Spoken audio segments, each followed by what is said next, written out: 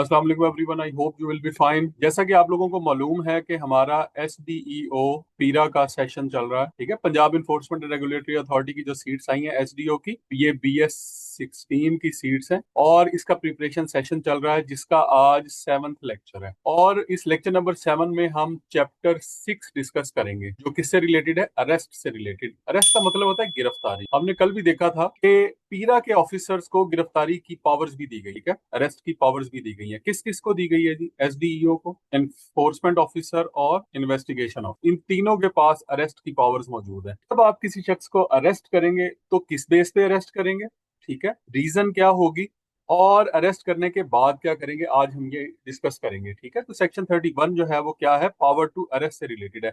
आपसे ये भी सवाल पूछा जा सकता है कि पावर टू अरेस्ट जो है उससे रिलेटेड सेक्शन कौन सा है, तो वो आपने याद रखना है, ये सेक्शन नंबर 31 है। और चैप्टर जो है उस 6 जो है वो किस चीज को डिस्कस करता है, वो डील करता है अरेस्ट के साथ, यानी गिरफ्तारी के साथ। इसका मतलब ये है कि ऐसा ऑफेंडर जो कि कोऑपरेट नहीं कर रहा, ठीक है, जो कि गवर्नमेंट के जो लॉज हैं regarding encroachment, regarding over pricing, regarding hoardings, ठीक है, और या बाकी जो भी स्केजुअल लॉज हैं उनसे रिलेटेड, अगर उनको वो अबाइड नहीं कर रहा, उनको वो फॉलो नहीं कर रहा, कंप्लाई नहीं कर रहा, तो फिर उसकी गिरफ्तारी भी अमल में लाई जा सकती है। तो इसको हम डिस्कस करते हैं जी। सेक्शन 31 है, सबसेक्शन 1 है, the power of arrest by the sub divisional enforcement officer and investigation officer under the act shall only B exercised if the person. उसने कहा कि ये जो पावर ऑफ अरेस्ट है ये सिर्फ खास सिचुएशन के अंदर आप एक्सरसाइज करेंगे। ऐसा नहीं है कि जाते ही आप बंदा अरेस्ट कर लेंगे। अगर इनमें से ये जो सिचुएशंस बताई गई हैं, 31A है, B C D E F G है, इनमें से कोई भी सिचुएशन है तो आप उसका हवाला भी देंगे कि उसने कौन सा जो है वो क्राइम किया। जब आप उसके ऊपर FIR देंगे तो इसमें से वो सेक्शन भी जो है वो वहां यहाँ पे लगाएंगे कि इसने सेक्शन 31 सबसेक्शन C के तहत जो है वो हम उसके ऊपर FIR दे रहे हैं। तो यहाँ पे जी जो सबसेक्शन ए क्लॉज ए है, सबसेक्शन 1 की क्लॉज ए, ये क्या कह रही है कि is involve in any offence under the act और कैजुअल लॉज, पीरा एक्ट के तहत या फिर इसके जो स्केजुअल लॉज उनके अंडर अगर इसने किसी किस्म का कोई ऑफेंस किया है। ऑफेंस बच्चों किसे कहते हैं? ऑफेंस कहते हैं जुर्म को। अगर इसने कोई जुर्म किया है, मिसाल के तौर पे ओवर प्राइसिंग कर रहा है, ठीक है, और बार बार कर रहा है और उसके साथ कोऑपरेट भी नहीं कर रहा, जब टीम आती है तो फिर उनके साथ बदतमीजी भी करता है, तो ऐसी सिचुएशन में भी इसको गिरफ्तार किया जा सकता है। इसी तरह से वो शख्स होर्डिंग कर रहा है, होर्डिंग से मुराद जखीरा अंदोजी कर रहा है और बार बार कर रहा है, ठीक है, या फिर जो है वो बार बार नोटिस दिए जाने के बावजूद जो है वो अपने अपने जुर्म से बाज नहीं आ रहा, तो ऐसी सिचुएशन में क्या किया जाएगा, उसको गिरफ्तार करके उसके ऊपर मुकदमा चलाया जाएगा। क्लॉज बी क्या कहती है? Against whom a reasonable reference has been sent by the department. कोई भी डिपार्टमेंट जो है वो उसके अगेंस्ट अगर कोई रेफरेंस सेंड करता है, ठीक है, यानी कि उसके अगेंस्ट जो है वो पीरा को रिक्वेस्ट करता है कि ये जो शख्स है, ये फलां शख्स जो है, ये फॉर एग्जांपल जो है वो रेवेन्यू डिपार्टमेंट की तरफ से जो है वो इनको एक रेफरेंस मिलता है कि ये फलां शख्स जो है वो लैंड के जो इसके कोई वाजिबात रहते हैं और ये जमा नहीं करा रहा, उसके साथ बदमाशी भी कर रहा है, तो इसको आप खुद देखें। तो ऐसी सिचुएशन के अंदर भी उसको अरेस्ट किया जा सकता है। Credible information has been received, किसी शख्स के बारे में आपको जो है वो मुसद्दिका जो है वो मालूमात, क्रेडिबल इंफॉर्मेशन, अच्छे सोर्स, या फिर और रीजनेबल सस्पिशन, या फिर आपको जो है वो शक है पूरा पूरा कि ये शख्स जो है वो कोई गलत काम कर रहा है। मिसाल के तौर पर आपको ये लग रहा है, किसी ने आपको ये बताया कि फलां शख्स ने चीनी स्टोर की हुई है, या फिर जो है वो आपको खुद शक है कि ये शख्स जो है ये फलां जगह पे फलां गोडाउन के अंदर अपने चीनी स्टोर कर रहा है, तो ऐसी सिचुएशन में भी क्या किया जा सकता है, उसकी गिरफ्तारी अमल में लाई जा सकती है। उसके बाद क्लॉज डी क्या कहती है? In whose possession any article is found which may reasonably be suspected to be used or linked with the commission of any offence, या उसके पास से कोई ऐसी चीज निकली है जिससे जो है वो आपको ये लग रहा है कि उसने कोई ना कोई जुर्म किया। मिसाल के तौर पे गंदम जो है वो किसी ने स्टॉक कर ली, ठीक है, गंदम जो है वो ऐसे स्टॉक नहीं कर सकते, उसके लिए कोटा लेना जरूरी है। तो कोटे के बगैर जो है वो अगर आप गंदम स्टॉक कर रहे हैं, ठीक है, ना तो आप जो है वो एक फ्लोर मिल है, ना जो है वो आप सीड कंपनी है, और वैसे ही आपने जो है वो गंदम स्टोर की हुई है गैर कानूनी तौर पर, तो वो क्या होगा, वो जखीरा अंदोजी होगी या बल्कि होर्डिंग होगी। तो ऐसी अगर चीज आपके पास से मिलती है, कोई आर्टिकल इस तरह के मिलते हैं आपके पास से, तो क्या होगा, उस शख्स को क्या किया जाएगा, उसको गिरफ्तार कर लिया जा सकता है। Has obstructed the enforcement officer, अगर कोई शख्स जो एनफोर्समेंट ऑफिसर को जो है वो रोकने की कोशिश करता है, उसके काम में रुकावट डालता है, जिसको आपने ना आम सादा जुबान में लिखा होगा कार्य सरकार में मुदाखलत, ठीक है, ऑब्स्ट्रक्शन टू द ऑफिसर, ठीक है, कार्य सरकार में मुदाखलत। अगर वो कोई काम नहीं करने दे रहा, ठीक है, एनफोर्समेंट ऑफिसर ने कहा कि जी आप अपना गोडाउन चेक करवाएं, हमें ये इतला है या हमें ये शक है कि इसके अंदर आपने जो है चीनी स्टोर की हुई है, या खाद स्टोर की हुई है, या कोई और कमोडिटी स्टोर की हुई है, या फिर जो है और an employ in the performance of his duty, या फिर किसी भी एम्प्लॉय जो है वो अपना काम नहीं करने दे रहा वो, ठीक है, किसी जगह पे जो है फॉर एग्जाम्पल किसी जगह पे इन्फोर्समेंट ऑफिसर गया और उसने उसने जो है वो प्राइस के ऊपर फाइन करने की, ओवर चार्जिंग के ऊपर फाइन करने की कोशिश की, और अगला जो शख्स है वो इससे लड़ पड़ा, ठीक है, या उसने क्या किया कि उसने नोटिस को फेंक फाड़ के फेंक दिया और उसने जुर्माना जमा कराने से इनकार कर दिया, तो ऐसी सिचुएशन के अंदर भी क्या किया जा सकता है, उसको अरेस्ट किया जा सकता है, और ये चीजें जो है रूटीन में हो रही होती हैं। उसके बाद क्लॉज एफ क्या कहती है, has escaped or attempt to escape from the lawful custody. मिसाल के तौर पे कोई शख्स जो है उसने उसने कोई जो है ना वो लाखों बोरियां जो है वो गंदम की स्टोर की हुई है, होल्ड की हुई है, और जब वहां पे पहुंचे और आपने उसको रोकने की कोशिश की तो वो भाग गया, ठीक है, तो ऐसे इस बंदे को भी जो है वो गिरफ्तार किया जा सकता है, उसको सर्च किया जा सकता है। Was served an order but he chose not to abide by, किसी शख्स को आपने ऑर्डर दिया कि ये जो पब्लिक की लैंड है यहाँ से जो है वो अपनी इंक्रोचमेंट हटा ले, लेकिन उस शख्स ने इंक्रोचमेंट हटाने की बजाय जो है वो ये चूज किया कि वो गवर्नमेंट का हुक्म ना माने, ठीक है, तो उसने इनकार कर दिया, उसने कहा कि जी मैं नहीं हटाता, आपने जो करना है कर ले, तो ऐसी सिचुएशन में भी क्या किया जाएगा, उसको अरेस्ट किया जाएगा। तो बच्चों अभी तक हमने वो सारी की सारी कंडीशंस पढ़ी हैं कि जिस कंडीशंस के अंदर किसी शख्स को अरेस्ट किया जा सकता है। अब सबसेक्शन 2 जो है वो किस चीज में डील करता है, सबसेक्शन 2 ये बताता है कि अगर आपने उसको बीइंग एनफोर्समेंट ऑफिसर या सब डिविजनल एनफोर्समेंट ऑफिसर अगर आपने उसको अरेस्ट कर लिया तो क्या करेंगे। सबसेक्शन 2 ये सेक्शन 31 है। The record of the arrest shall be maintained by the sub divisional enforcement officer. SDO क्या करेगा, सबसे पहले उसका रिकॉर्ड मेंटेन करेगा, इनके पास भी रोजनामचा वगैरह होगा, उसके अंदर उसकी एंट्री करेगा, and reported to the magistrate, और मजिस्ट्रेट को फौरी तौर पे, जो इलाका मजिस्ट्रेट है उसको फौरी तौर पे बताएगा कितनी देर में, 24 आवर्स, उसके सामने पेश करके उसका रिमांड वगैरह जो भी लेना है वो लेगा।